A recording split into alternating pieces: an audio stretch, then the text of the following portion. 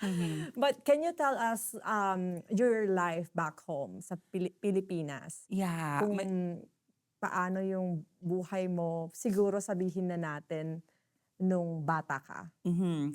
Yeah. In the Philippines growing up, actually, tatlo kami magkakapatid. Tapos ako yung pinakabunso. I have my older brother and yung middle namin yung sister ko, tas ako nga yung bunso. Lumaki ako sa side ako ng parents ko. Kasi yung brother ko tsaka sister ko, lumaki sila sa side naman ng godparents namin, Okay. actually.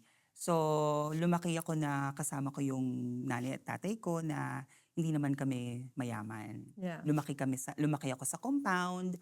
Um, Lumaki ako na punong-puno ako ng pagmamahal with, sa parents ko. Kasi during that time, I know na hindi ganun kadali yung buhay, Yeah. hindi ganun kayaman yung life namin as living in the Philippines. But still, I know my parents, like, they're working so hard for us para lang masustain, mapag-aral ako sa school, kami sa school, and mabigyan kami ng magandang buhay.